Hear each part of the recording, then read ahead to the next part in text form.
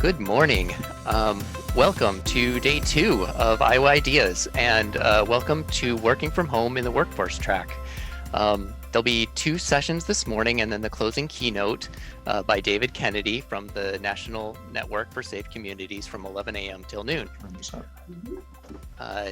From noon to 1 p.m. is the Big Ideas Virtual Social. Pick a room, learn about initiatives from various groups, and how to get involved. During this session, feel free to submit questions or comments in the chat section to the right of the screen in Whova. And please remember to keep your comments and questions respectful, and please stay on mute during the session while you are not speaking in order to reduce feedback. Before we get started, I just wanted to say a quick thank you to our presenting sponsor, ITC Midwest, and our track sponsor, Corridor Careers. John, now I'm going to introduce John Steppe, the business reporter for the Gazette, who will be our moderator today. So John, take it away. Thanks, Aaron. And thank you to all of you for joining us this morning. A little bit of an early morning start here. Have a really interesting panel ahead today on working from home, something I think everyone has been getting increasingly familiar with, maybe too familiar with for some people, depending on your perspective. So we have a great panel here, and let's just start out by each panelist giving a quick summary of who they are and what they do. Let's start with Jason. Oh, sure. Hello, everybody. My name is Jason Glass. I've been an HR professional mostly in the corridor for the past 20 years or so, in many companies that you recognize like Whirlpool, Four Oaks, Pearson, Rockwell Collins, and after leading some HR teams over the last several years, I left that about a year and a half ago. I now do HR consulting through my own company, Glass People Solutions. And then I teach undergrad and MBA courses at both the University of Iowa's Tippie School of Business and Cornell College. So I do some consulting and teaching, and I'm also in the National Guard, where I've been a 27-year member of the 34th Army Band. So those are my kind of 3 part-time jobs I put together. So, and then I'm also the president of SHRM, which is the Iowa Senior Human Resources Association, which is a local chapter of SHRM. So I lead an organization that has many of our senior HR leaders across the corridor area as well. Just a few things there. Yeah, lots of little stuff. Mary, do you want to go next? Sure. My name is Mary Noonan, and I am a sociology professor at the University of Iowa. I study the relationship between gender, family, and work. And so I'm primarily interested in how women's family responsibilities, childcare, housework, affect their success at work.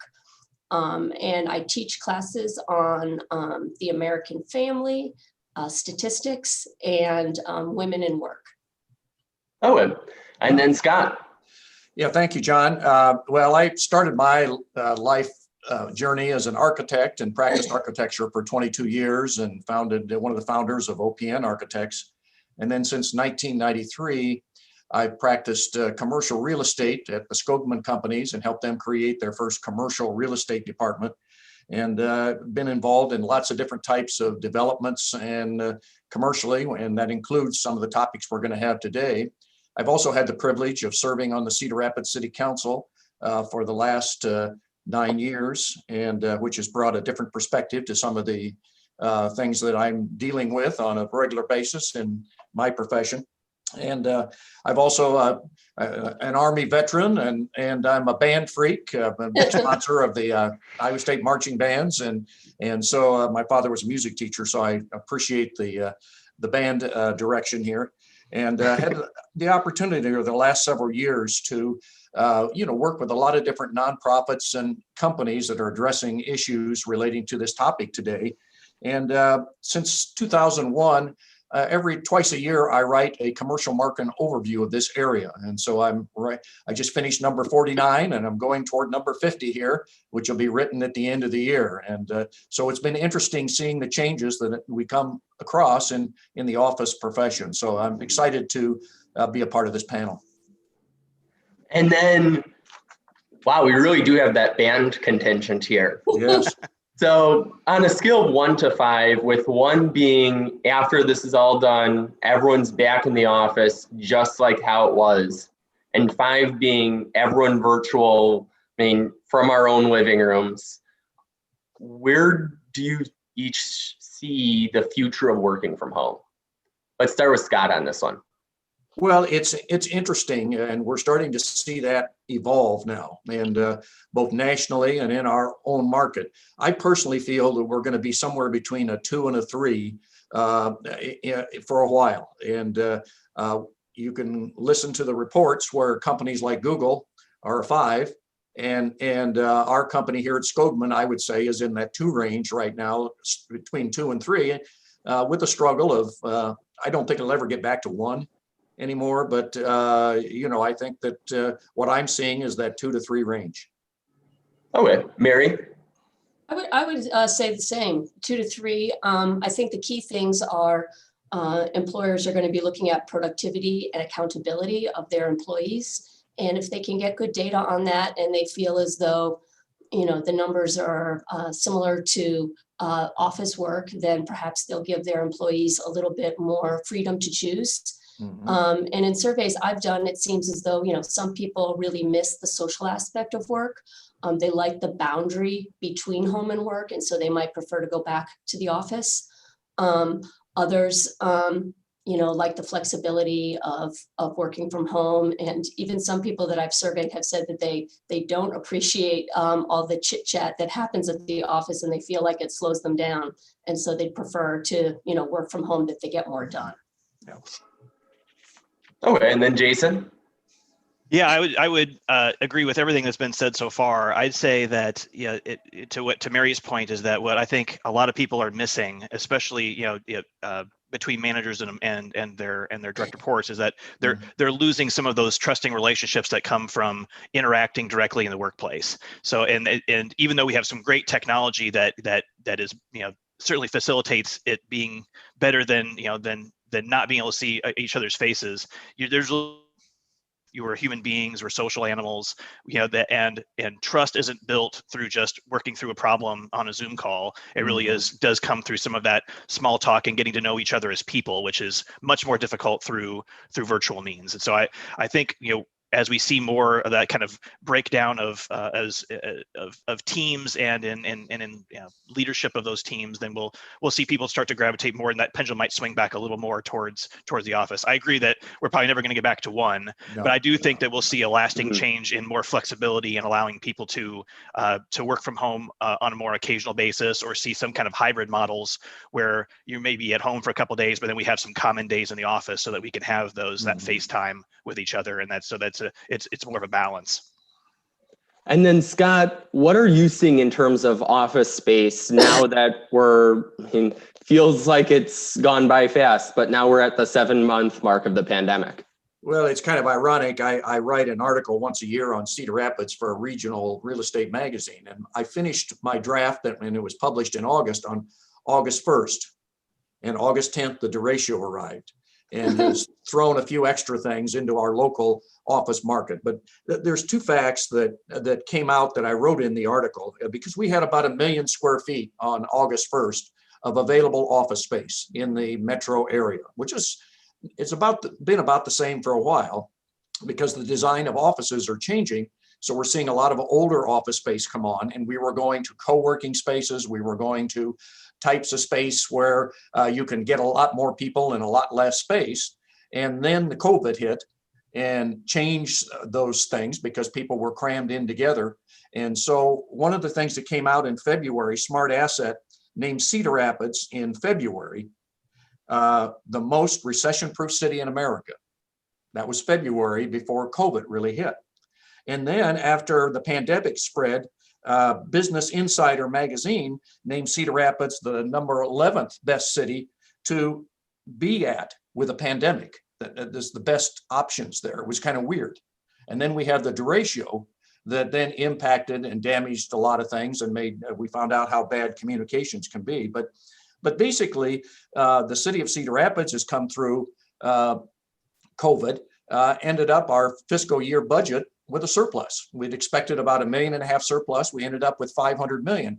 And so the city, which is very financially strong and just got named the 14th best run city in America, it survived the pandemic. But then what's happening now is, how do we get people back to the office? And we have companies that are major employers in downtown Cedar Rapids, Alliant Energy, United Fire Group, and others. They're not back. And I'm watching businesses close up downtown. Coffee shops are running half. Restaurants are running less. There was a regional article in USA Today 2 weeks ago where in New York City, Manhattan, when they opened back up offices, only 10% of the people have come back. Wow. And so they're offering all kinds of benefits, daycare, commuting things. They're not coming back. And so I haven't been in New York City in a couple of years, but I'm sure I know there's a lot of restaurants and bars and things that survive on the workforce. And so we're starting to see that change, that transition in the office market. So what I see happening is that we're going to have a lot of office space. And I have two clients that have, one's got a national tenant and one's got a regional tenant. Both have already started negotiations to shed or be able to sublease part of their office space because they're seeing they're not going to need it all. And so it is going to be, the National Association of Realtors just completed a survey nationally, and the most impacted sector based on COVID, forget the ratio, is office. And so it's going to be anywhere from, some people are saying 2025 before the office market rebounds. So it's going to be an interesting time, both here in the Cedar Rapids and Iowa City area, but we're going to take some time to recover from this and in the real estate market. So then I'm assuming you're expecting, as a lot of these longer leases start to expire, that more companies are going to be, downsizing or maybe even completely eliminating office space? Well, yeah, I think that's going to happen, and it's already happening, and it was happening, during the pandemic, and the ratio will have an impact on some of us. But they're finding that people can work from home, and I totally agree with the comments earlier. It is hard for some companies to do that, and because of how do you get a promotion if you've not been face to face or been around somebody? How do you, find out who the rock stars are in your company? And you can't do that over Zoom. And I went stir crazy for 10 weeks working at home, and I came down here, even though the office was shut, we were allowed to come and work. And so I isolated myself in my office because I could not concentrate at home. And but some people are enjoying it. They love it. Mm-hmm. And so it's really going to be interesting, and it is going to have a long-term impact. And we'll know that here shortly, especially when 2021 starts. That's when we're going to see companies, are they coming back or coming back at half force? What is it going to be? And it's really going to be something for all of us to experience. And it's really hurting a lot of businesses, not just that office. It's hurting all of these people that depend on office workers. And then what do you expect? We have all this office space, and with companies, you're saying not till 2025 moving back in. What happens to all of that space? A lot of it in downtown. Well, we've already seen that transition occurring. When we went to the new designs of offices, the older office space was several things were happening. The building was getting torn down if it was too hard to convert. Number two, most of our buildings in downtown that became not as efficient became apartments, and people converted them to apartments. And we've got several of those going right now. We also have a major project where a historic building, Guaranteed Bank building, is being converted to a boutique hotel. That got put on hold because of the pandemic, but the project looked like it's going to start. So we're going to see conversions and things, but we're going to have, hopefully they're not going to sit vacant. We've been very fortunate in Cedar Rapids that we have a lot of people that have come in and done creative redevelopment.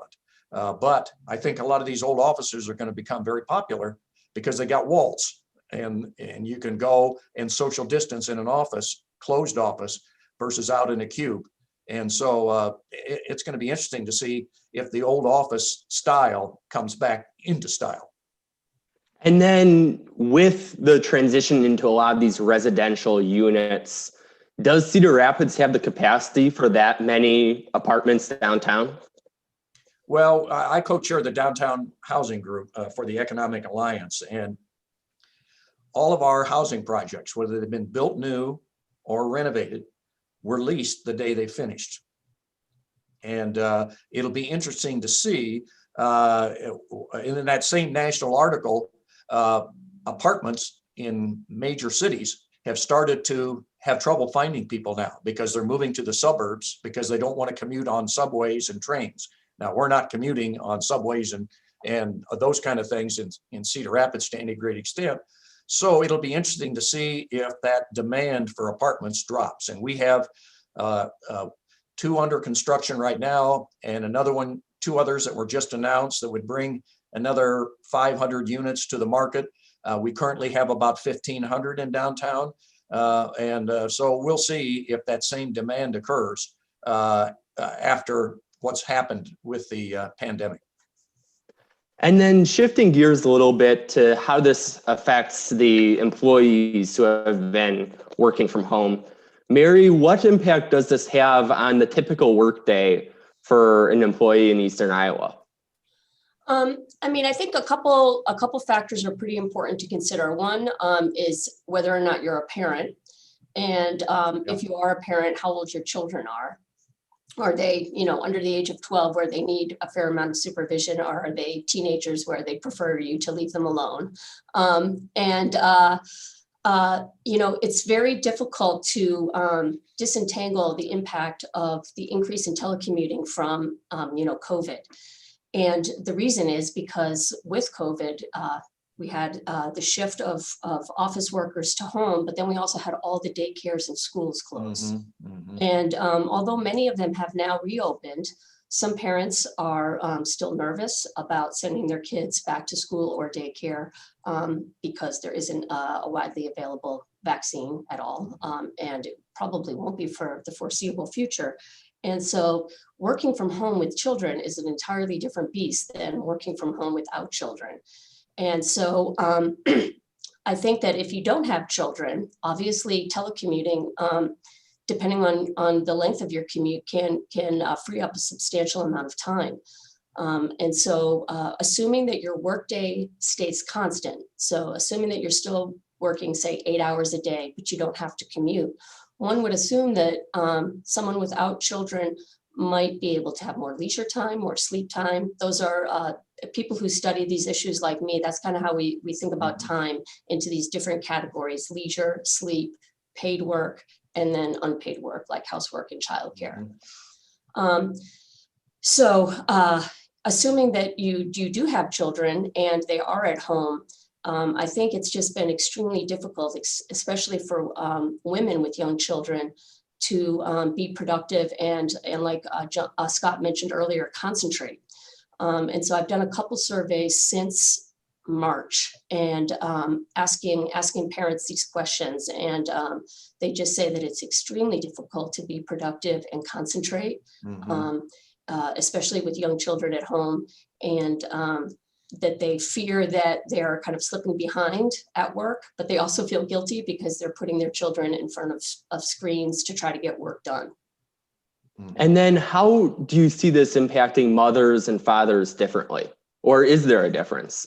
Yeah, well, we've seen in these two surveys that I've done, one was just of University of Iowa faculty and staff, and one was based on a national sample. We see that both men and women are doing more. So they're spending more time helping kids with homework. They're spending more time supervising their children, and they're doing some more housework. But the shift definitely increased more for women than for men. And so sociologists are interested in the division of unpaid work, in part because we think it affects how successfully you can be at work, paid work. And so it appears that COVID has exacerbated the gender inequality in the division of work at home. So women are spending more time with the homework than the fathers. Mothers are spending more time monitoring the kids than the fathers, and they're doing a little bit more housework than the dads. And so, I haven't focused on this outcome in particular, but other researchers have found that women have just dropped out of the labor force altogether because they can't handle it. They can't manage it. They feel like their kids' education is important and their health is important. And they just kind of have said, I give up. I'm going to stop working and just drop out of the labor force. Do you see that happening more, especially, with Scott saying that could be 2025 until things are kind of back to the normal? Yeah, that's interesting, Scott's comment about the office not being back until 2025. I really don't have any information to make an educated guess on that. I think that the main thing for women working from home would be when the schools reopen completely, fully, and that everyone feels very, very safe. Yeah. And so, in Iowa City right now, most schools are, I think all schools are in this hybrid model. I have a 4-year-old, her daycare is open full time. So I can speak from my own personal experience that when she was able to go back, I breathed this huge sigh of relief. Because for me, to continue working, it was this patchwork of calling babysitters, which I had to have a certain amount of trust and faith in that they were going to be healthy in order to work. So I think that the answer to your question is whenever a vaccine becomes widely available. And then what are the longer term consequences of this? They're huge because, Scott mentioned this a little bit, but FaceTime is I think a big thing, especially for women. I think that women feel as though sometimes at the office, they have to do more than men to prove their worth. And so researchers have found that telecommuting can actually, even though it has a lot of great benefits, it can actually hurt women more than men if they don't have that FaceTime. And so I think just the lack of FaceTime can be huge as far as promotions, people dropping out of the labor force, disproportionately women with young children. I think the short answer is that this will exacerbate the wage gap between men and women, and especially between women with young children. Yeah. And then Jason, how does, all of these problems here, that creates some problems for employers too.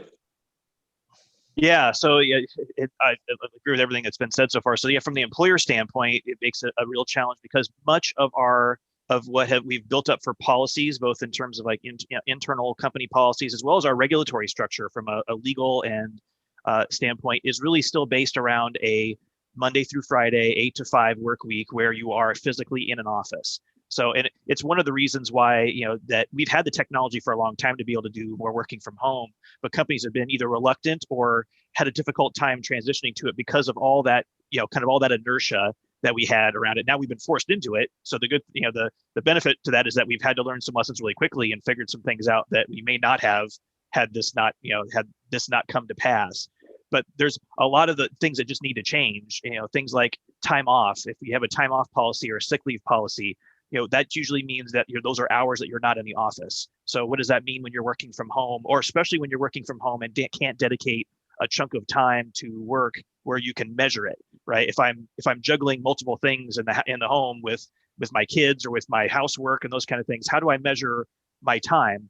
And that has a big factor with our Fair Labor Standards Act or overtime calculations. One of the reasons why a lot of our non-exempt or hourly positions and companies have been reluctant to have those positions work from home, even though they are office positions and the work would lend itself sometimes very well to it, is that they really struggle with how do we measure time to make sure that we're compensating people accurately, that we're calculating for overtime accurately, and that we're not getting ourselves in trouble. And when companies kind of hear that stuff and they go, well, I want to avoid any risk, so I'm just gonna have all those positions just work from the office, and so I don't have to risk making a mistake with those things. I don't want to underpay people or get myself in trouble. So that's a big thing. And then the other one that comes up a lot is safety in work comp. So we have so many people working from home now that have dedicated home offices. What happens if I have a repetitive motion injury when I'm working from home, or even something as simple as I trip over my dog when I get up from my chair and that kind of thing. I'm at work. I'm this is my home office, I'm dedicated to this, I was performing work, is that now a safety or work comp issue? And so what liability does an employer have for those kind of things for their employees that are doing this, and where do we draw that line, because it's been so blurred, from what we typically have been what we've expected. I do think that in addition to like the policy stuff where we talk through those things, there's a lot of processes too. But I think one lasting change I think you will see from the time off and the sick leave policy is that we'll see a cultural shift in what the expectation is for coming into work when you're not feeling well. I think societally we in most companies adhere to this. It's like this kind of this hero mentality that as long as I can I can shove some cold meds down my throat and I can get my butt into work, then that's what you do, right? So I don't care how bad you're feeling, unless you're curled up with a fever in bed, you get into work and you suck it up and you soldier through it. I do think that we'll start to see that mentality change quite a bit with this. And that's driven a lot from leadership. I think you'll see a lot more people say, hey, listen, you got a sniffle, you're not feeling well, go work from home. We've got that option now. We don't want you getting everybody else sick here. So I think that's a benefit that comes out of this, is that we'll see a lot less of that kind of, hero mentality that you feel like either the employee feels compelled to do it, or that there's pressure from leadership to make sure that you're getting in the office and doing your work. It was kind of, if I wanted to add something to that, I was sitting at the coffee shop this morning, and there's a lady that comes in early, does her puzzles, and goes home to work. She works for Dell Computers, and her job now is they're booming because they're trying to get computers out to all these schools because they're going hybrid and virtual. And so they're buried with work. But yesterday, she said Dell just announced that all of their employees get an extra 80 hours of time off beyond their normal sick leave if they feel like they're ill, or they have a family member that is ill from COVID. They can have those extra hours off to take care of them, which in essence allows people to get back to work sooner if they're feeling better. So I think companies are already, it was kind of ironic that she said that this morning, and your comments, Jason, it fits right in. The companies are struggling. Do they want people to come in that are ill? Or if somebody in their family needs caring, should they be coming into the office? So I think you're right on. I was about to ask, what are some of the ways that companies are handling, the sick situation or the paid time off situation? Jason, have you been hearing other examples like that?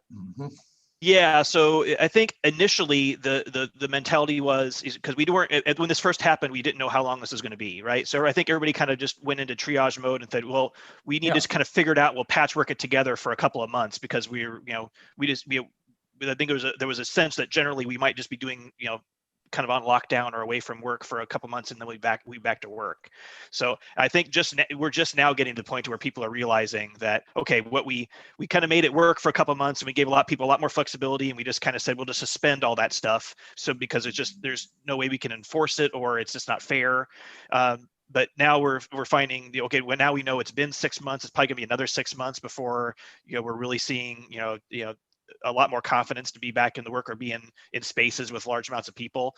So now they're really getting to the nuts and bolts of, now we really need to change our policy. We can't just kind of limp along like we have been doing. We've got to really do something significant. And that's what you're seeing, as Scott mentioned. I think a lot more people are just simply just being more generous, because I think that they're hoping that there's a trade-off with, if we can do that, and if we can give a lot more flexibility, then A, we're going to keep more people, so we have less people dropping out of the workforce, to Mary's point, and B, they're going to be more productive when they are at work. And so, and I think that's what we've all wondered when, prior to the pandemic, about whether that would be true or not, if we had really had a mass shift to remote work, is that would that productivity stay the same? We only had small bits of evidence from certain jobs because not a lot of people were doing it, and now I think we're starting to see that it is very, even though it's the spectrum can be very different depending on circumstances, but I think in general we're seeing that people can be very productive working from home, and so I think there's more willingness to be more flexible with some of those kind of time off policies.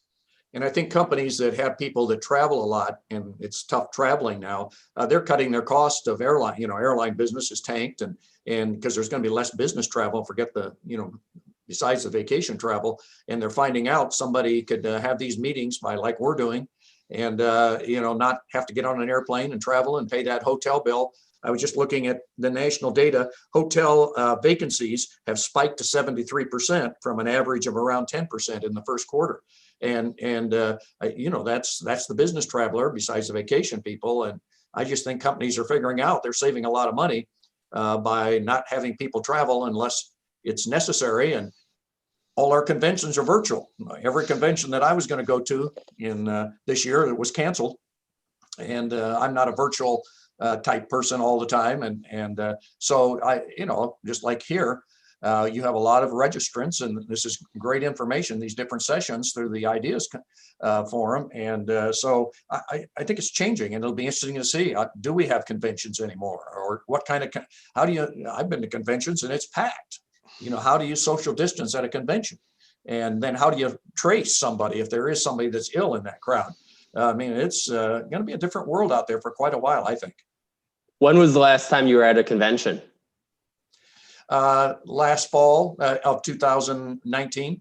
Every convention that I had scheduled early, my first convention was in May, and it got canceled. Of course, the pandemic was going then, and then every other meeting's been canceled. All my other business conventions or business conventions. So, but they've all gone virtual. And I'm on several nonprofit boards, and we've actually, all our special galas we had in person, dinners and everything, we've actually made more money virtually than by hosting the event, because we didn't have to pay for the room, the food, and everything else. And so sponsors have stepped up, and so far every nonprofit I'm on, they've done better virtually than they have with having a convention. And that may be the case for other things. So it'll be interesting to see what comes back. Wow. And then a attendee question: how and will work from home change construction in the corridor? Well, right now, I was in this article, we've had several buildings being constructed, fortunately, BAE and a couple other insurance companies. But we've had this trend where the reason buildings were being constructed because they wanted to have the new open plan design. They wanted to have the cubes, everybody crowded in. They can, have a new building designed with the new style. And then, whoa, now we have the pandemic, and now they want to start separating people. And I've been looking at designs where offices that have cubes, they start pushing them apart. They're actually doing one-way aisles in office buildings like we found in the grocery stores. They put the arrows down. You can only go down the corridor one way, so you don't pass into anybody. So they're having to totally reimagine office spaces. And some people have been able to adapt that out of cubes, but it's going to make it, we're going to have less office, no question. Will there be offices still built? Yes, but they're going to be smaller. And then, like you say, the older office spaces are going to be left vacant, and we're going to have to find those conversions. So I see in my next survey here at the end of the year, I think there's going to be a spike in available office space in our area. And I think it's going to happen around the country. And they're saying right now, office commercial property prices have dropped 5%. It's only behind hotels and retail. And so prices on office buildings are already dropping. Rents are dropping to recruit people to come back to these older spaces. And they're expecting vacancies right now across all sectors. Vacancies are up 25%. And a lot of that's retail and hotels, but offices are seeing higher vacancies. So it's going to change dramatically. The people building an office building, if they can't get the rents, because construction is super expensive right now. And so besides building a new office, you can't charge the rents to be able to cover that cost. So I think office construction is going to slow down dramatically. Oh, well. And do you think that's short term, just until the pandemic is over, or is this longer term? Because even after the pandemic's done, there's all of this office space that's open. Well, I think all three of us said we think 2 to 3 is the range for where people are going to come back. And so we know from that, we all felt the same way, the same range, that there's going to be a less need for office, no question. And I'm part of the College of Design at Iowa State, and we have an advancement council and different councils, and we've been doing monthly to see how the university is doing, and our college is doing well with about 2,000 students and have about the same number that came back, because you can't teach architecture virtually. You have to be there working how to learn, work as a team with landscape architects and planners and all of those, and you can't, it's hard to do virtually, and you have to have the labs. So they spaced everything out. They offer virtual as well, but we're seeing just everything, change in how things are laid out and designed. And I think it's going to be a unique time for the next, I think it's going to be several years before, if there is a new normal. I mean, I don't know whether Mary thinks that, because or Jason, but I think we are going to have a new normal, and it is going to impact real estate, but it's also going to impact careers and how people hire, and Zoom. The stock of Zoom has gone up 3,000%, because everybody's on Zoom and or the other services, and so it's a different world out there. Mary and Jason, what do you think about that? Go ahead, Mary. About what in particular, John? In terms of that new normal. Yeah, I guess I would just go back to from my research, the people that I focus on, it's really about the schools opening and being fully operational. And I think that for that, it's really about the vaccine being widely available and created. And I have no guesstimate on when that will be. So I don't know, year, 2 years. Oh, well. Yeah. I think I don't know that we'll ever we'll see exactly what we saw pre-pandemic, because because this has forced us to figure out so many things from a workforce standpoint, and how we design work. And a lot of the things we probably could have or should have been lessons that we've been could have been learning all along, we've now been necessities of the mother of invention. So now it's been thrust upon us, and we figured out a lot of that stuff, and now that we're not going to go back. And Scott mentioned this is part of his thing too, is that things like recruiting are going to be a very different. Mm-hmm. I mean, there's going to open up a lot of opportunities for employers, because now I can hire, I can be located anywhere, and I can hire from anywhere if we're doing remote work. Mm-hmm. So that has both advantages and disadvantages. It means that I've got a whole new pool of people I can hire from. It also means that every other competitor can pull my people because I don't have a captive audience anymore, and I can't be reliant on, well, since you're here, then you're going to be less likely to move somewhere else for another job. So I've kind of got you. Well, now it's a wide open market. It's a wide open market. So companies are going to have to focus a lot more on things like how engaging their work is, what opportunities there are. Do we have a culture that's supportive of both this and just employees in general? And because you're not going to be rely on some of the traditional ways that you've retained employees or recruited them. It also, and Mary mentioned this earlier, it also means that we're going to have to do a lot more work around performance management. And as I mentioned, a lot of like our traditional ways that we have measured performance or evaluated people has been based on time that you're sitting in a chair inside an office building. And that's going to be, we don't have that as a crutch anymore to be able just to measure that. And it was probably always a little bit lazy, but now we're really going to have to get back to what truly is a job contributing, and how do we measure that, and how do we make sure that what success looks like, because we're not going to be able to see or monitor people on an ongoing basis anymore. So the companies that are able to do that and make that transition, one, they're going to be much better employers, I think, and I think employees are going to be much happier with that. But we're going to see a shift in that kind of competitive landscape with what companies come out of this that end up winning, because they're the ones that are going to be able to make those adjustments the quickest and the most effectively. And I want to add to that style. My style in growing through businesses I've been involved in has been walk around management and working with people and talking with people. And you learn a lot by interaction as to how that person reacts to something, how they react socially, and how they do that. And you cannot do that by Zoom. And so I think it's going to be tough for people coming up into companies.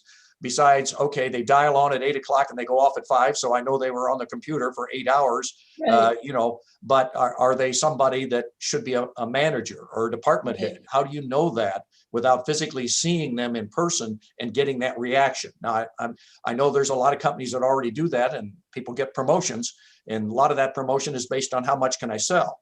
And, how much can I sell online? And I know several people that have been a lot of people have been successful for years selling over the phone. And so they're probably in a pretty good position to transition to a company because they've done it for years. So what is that promotion, as Jason mentioned? What is the basis for moving up? Is it how much you can sell, or how much of a leader are you? And, it's going to be interesting. I'm not saying that it's impossible, but it's really going to readjust company owners and company business people, both in recruitment and how you look at somebody's performance and what is that big step. And it's not just how much can you sell, it's how much can you lead and how much can you make a difference and be creative. And that's the architecture thing, and why we're back at Iowa State teaching architecture in labs that are spaced out, sitting outdoors, doing things, because you cannot tell how a person reacts or how they work in a team without seeing them in the team. And so it's going to be a fine line, and it's going to be a transition, and who knows what it's going to be, but it's going to be a different time for people entering the market or already in the market. And I think it's going to be a tough time for bosses trying to figure out how to adapt, especially older people like me that worked in a totally different style, and I'm not a techie. And so, it's hard to evaluate somebody. And then going back to that recruiting aspect, do you guys see a situation where maybe an Iowa company is, hiring somebody that's living in California or, living in Florida, just to try to, because if they're working from home, you can work from anywhere, and just finding the best employee? Yeah, I think so. Having recruited people to Iowa for most of my career, and nobody would be surprised that sometimes it can be a challenge to get people from other areas of the country to move to Iowa because of their perception of what Iowa is. So, and I've always been a believer that once we get them here and they experience, what the quality of life there is, then, we win them over. But that's a tough hurdle to get over. So yes, this provides, I think there's an opportunity for companies in states like Iowa to be able to, to attract people that are living on the coast or living somewhere in a warmer climate, and that's where they want to be personally. But this opens up some opportunities for us to tap some of that talent that we may not have been able to get here to move here physically, in the past. So that's a tremendous asset there too, I think. And then even from the physical moving, we're seeing a lot of that, as Scott mentioned, is that you're seeing a lot of people start to question whether or not they want to live in some of these higher cost of living areas of the country, because part of the reason why they live there, the reason to live in Manhattan and work in Manhattan, is that all the opportunities are the great things that are there, right? Well, all that's closed. So Broadway's closed and the restaurants are closed. And so if I'm just going to be sitting in my apartment, remoting into work, why am I paying thousands of dollars a month for a studio when I could live anywhere and have a much nicer situation? So I think the longer this goes on, the more you'll start to see people really start to rationalize that, and that could be an advantage for a place like Iowa, or so that we might be able to get some more talent even physically here, because of that kind of cost benefit analysis is going to change for a lot of people. Yes. Reminds me of the This Is Iowa video with the New York versus the Iowa apartments there. Yes. So, then with that, then hitting on the promotion part of this, Jason, what have you been seeing in terms of companies? How are they evaluating so far? Or is it a situation where they're still figuring this out right now? I think there's a lot of still figuring it out. I kind of mentioned earlier that it really does come down to that the companies that are able to transition from just measuring time, or measuring, or to getting to really to outcome based, things, and that's both recruiting and performance management, is that I think a lot of companies have relied way too heavily on in-person interviews, especially unstructured ones, in order to select talent for their organization. I think managers tend to overestimate their ability, who's going to be, the best fit for positions based solely on, well, I sit across the table from them and I can look them in the eye and I'll figure it out, right? And so that's no longer possible. So even though you have Zoom can help with that a little bit. So we really need to rethink, and start using more methods of selection that we can really evaluate somebody's going to be successful, and especially since the model has changed. So if I'm measuring who's going to be great in an office, well, we're not in the office. So how am I changing? What am I looking for, knowing that our working model is also changing? And onboarding, it becomes a big part of that too, is that we know that first impressions, especially first impressions with a one-on-one in-person interaction, are huge for setting up both that employee for success, as well as for them to feel like they're connecting with that employer and want to stay there longer term. So how do we do that when we can't bring them in the office and show them around and take them to lunch and have all that kind of, relationship building time? We have to come up with new creative ways of doing that remotely. And those aren't easy answers, but the ones, the companies that figure out are going to have a huge advantage over that. And then a reminder, with about 15 minutes left, if anybody has any questions, just drop that into the Whova chat. And then question for Mary. So I've been seeing comments here about people enjoying the flexibility of working from home. I mean, you've done a lot of research on work from home before any of this pandemic stuff. I mean, before we knew what coronavirus was. Do you see that, that flexibility is something that people long-term appreciate, or is it kind of a short-term and then, oh wait, I actually want to see other people? Right. I think, people who study work-family policies like myself, telecommuting is the big one. It's the one that always comes up, along with flexible hours. And so the idea is theoretically that people, companies that offer these to their employees, telecommuting or flexible work hours, that this would, allow people to perhaps do more housework, more childcare, get more done in the day because they have that flexibility. And what I've seen using, surveys and analyzing the data is that this is really only something that seems to increase housework for women and childcare for women, not so much for men, which then leads one to think that maybe telecommuting is not so great if your focus is on equality within couples and perhaps equality in pay, because people who do more housework and childcare tend to earn less. And so it's my co-authors and I have kind of thought that there's perhaps some hidden disadvantages to telecommuting, in the sense that it might allow some people, namely women, to do more, but those things might actually come back to bite them in the end if our focus is on equality within couples and equality in pay. Another interesting thing that we found was that people who telecommute actually work more. And so that was not something that we expected. And this was pre-COVID. So it's pre-COVID. We found that most telecommuters, based on nationally representative data, are people that put in 40 hours at the office, but then they telecommute in the evenings. And so they're answering emails, they're doing more work maybe after the kids go to bed.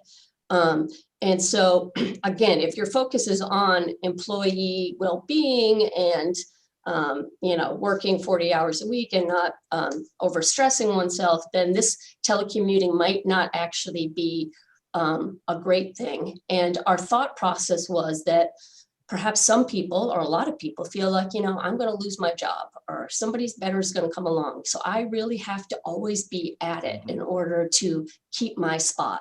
And telecommuting kind of allows me to do that. Telecommuting allows me to overwork. And so those are kind of two, what I would call perhaps negative consequences of telecommuting. The fact that it allows me to work 24/7. And if I'm a woman, I perhaps feel more pressure, more social responsibility to do childcare and housework for my family for a variety of reasons that we don't need to get into at this point, but that those things might actually hurt my workplace success. Yeah, and I think Mary's right on, because I'm a victim of answering emails and things at night and on the weekends, because in the real estate business, people expect you to respond. And if you don't respond quickly, it's very easy to find somebody else to do that. And so that's always been the philosophy. And so even on vacation, I take my iPad, I do my emails early in the morning on vacation, and then I do my vacation and then check them once more at night, sitting at a coffee shop somewhere.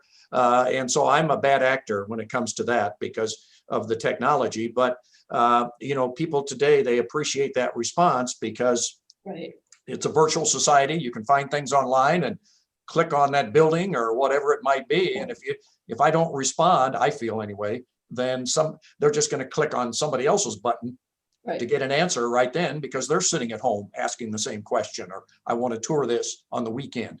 And so it does. Technology has changed how we do business, no question. We all know that, but it's important that how do you dial it off? And once Right. we are all on this now, it's just going to get harder and harder to turn that phone off, and because we depend on it so much and use it all the time. And so. Yeah, and I think there's a lot of things to think about for leaders too. As Scott mentioned, that there's a lot of management that goes on just by being present and walking Yes. around on stuff, and that's valuable. But you can't do that as much now. I mean, there are ways to do it, but they're all more time consuming. I have to set up more Zoom calls. I have to be more Right. intentional. I have to be much more intentional about meeting with my employees and getting to know them and kind of building those relationships. So that's just putting even more burden on the people that are being stretched in different directions, and be able to keep in touch with the people that report to them. Where I might have a large team of customer service folks that are all in one bay before, where I could just go out and talk with everybody, and we could have some interaction in the work area. And it's hard to recreate that same thing on Zoom. You can, but it's more stressful. It takes more time, and so all those things kind of pile on incrementally to what you're kind of dealing with from a stress level, and how do we and then how do we deal with those kind of stressors and at work? Whereas there are ways in the office that we can do that. We can have breaks, and we can have some team building activities and some fun things to help kind of blow off steam.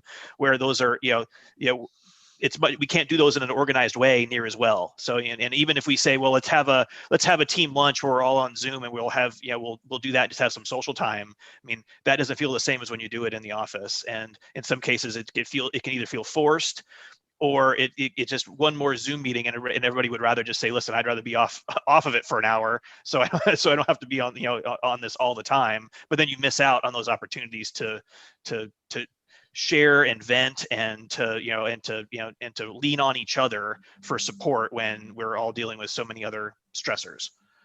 And I can confirm that my alcohol content has gone up, because I've got a late afternoon Zoom meeting today, and so normally it's at 4. I got several that happen at 4 o'clock, and so I come home and I mix a little drink and set it off to the side versus my cup of coffee, and so you tend, and there are trends and showing it in sales and stuff, that it is impacting what you think and how you eat and how you interact with people, and it's going to be so different. And I think, in my personal opinion, there has to be a hybrid model, I think, for people to grow and succeed, where they can work from home 2 days a week, 3 days a week, but at least 1 or 2 days a week, they've got to come to the office, in my personal opinion, to have that intermix, just as Jason mentioned, to be able to grow in their position and grow long term, and yet still have that flexibility during this unusual time with COVID, so they can take care of their kids or do other things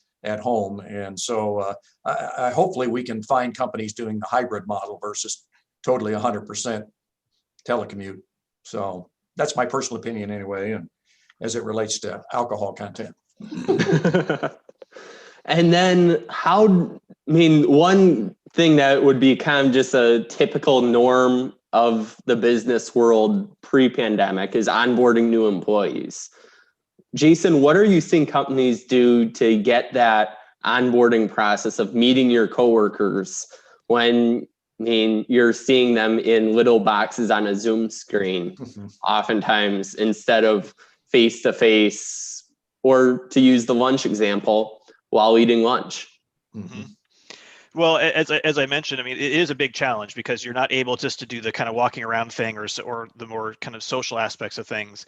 So, I mean, there are ways to do it through Zoom. You just have to be much more planful and intentional about it. Where I think in the office, it could happen almost organically. Well, because you go and you're going to sit in your office area, and you're going to meet people who are in the cube next to you or in your work area. And so those kind of interactions just naturally happen through proximity, and physical, closeness to each other. Well, that's that much more intentional about how we need to schedule things, and we need to have a more of an agenda, or have a specific, here's what we really want to accomplish. I really want to get people, you to know people. So let's set up some of these virtual meetings, and let's, have a little bit more of a prompt of what you could talk about so that you could kind of get those things started. Because you're right, onboarding is we know that from research that it's such a huge part of getting acclimated to a company. And once again, I think a lot of people just said, well, we'll kind of figure it out for a few months and we'll be back to normal, so we don't have to come up with a whole new model. I think that was the initial thought process for a lot of companies, and now they're finding that we can't get along with that anymore. And so as we're starting to hire, and a lot of companies are doing well because of the new model that we're in, you're seeing more and more people get brought on organizations. And so I think once we went online, a lot of that team, cohesiveness was fine at the beginning because they were all teams that had been in the office and interacted together, right? And the longer this goes, and the more those teams change, or people leave companies and join companies, and that that's going to start to break down more and more because we didn't, we're losing the relationships that we built when we were in the office. And so we're going to have to be much more planful about it and do those things very intentionally. Yeah. It's amazing. There's a new profession that's grown up as to how to stage your background, for a meeting, and that sets an impression. I mean, that they teach the course of how you should dress on a Zoom meeting, what your background is. And I have one person on a nonprofit board I sit in on, and he uses that backdrop with the ocean and the palm trees waving in the background. And I told him I'm getting seasick watching his background under that one. But I mean, there's, it's the impression of what's in your background. And I don't know how many meetings I've had where the cat walks across the screen, and so, it does set an example. Those kind of things make a difference in how somebody forms an impression of you as an employee or a manager. Just a thought to throw in there. Yeah, we have a whole lot of new office etiquette, things that we never thought we'd have to come up with. And I've seen whole tutorial videos on how to increase the look of Zoom, whether it's lighting. And so it's almost become now we're all mini television producers to make sure that we're putting our best best image forward, given that this is the new platform where we're going to get seen and see others. And then, Mary, what tips do you have for somebody that's an employee that's trying to avoid facing burnout here with work from home month number 7? I think the key things are, taking breaks and trying to schedule your workday at home like you would your workday in the office. And so kind of having a set schedule as much as you can and creating boundaries, figuratively and literally. So, if you can have an office in your home with the door that closes, that would be the ideal situation. And to kind of try to, get dressed up in the morning and try to treat your home office like you would your work office. I think when it becomes burnout is when it just becomes like a 16-hour day where you're multitasking continuously and shifting back and forth from, your kids or your housework to your paid work. And then it just feels like nothing's ever ending. Right. I know I've heard from a lot of people that miss the commute, right? So even though there's advantage of it, right? If I don't have a long one, if I just had a 15-minute drive to work, then that was a great way for me to shift my mind mentally from home to work, and I could kind of flip that switch. And so, and I've told a lot of my clients and people I work with is that you want to maybe it's a way of simulating that. So you say get up in the morning and get ready for work as if you're getting ready for work and not just being in your pajamas and slippers. Take the dog for a walk. You go outside really quick, and then when you come back in the house, you are in. That's the same that same mental process that you go through as if you're in your car, listen to the radio and and kind of getting into work mode. Right. I think that commute it's people underestimate how nice it can be without being around anyone. You're not near your coworkers. You're not near your family. It could be very relaxing, and when it's gone, it's maybe missed. Yeah, I think we're seeing a lot of people with a lot of stress just because they don't have time away, right? So and a lot of people used work as that too, is that was my escape from, it's a way that I can focus on work and I can do that, and I can put some of my home problems to the side briefly, right? It's not always possible, but at least it was a way of kind of mentally breaking from some of those things. And when they're all thrown in the pot together here, then we're not able to compartmentalize anymore. That's the word. And unfortunately, we are out of time. That felt like a very fast hour there. Thank you, Jason, Mary, and Scott. That was a great panel. we have another workforce track session starting at 9:45 on a related issue, childcare. That ties in very well with what we've been talking about. So thank you to all of our attendees for listening to this session. Hope to see you on the 9:45 session as well in the workforce track, and for the 11 a.m. closing keynote with David Kennedy. So thanks again for our panelists and for everyone here listening to this. Have a great day. Bye. Thank you. Thank you. You too.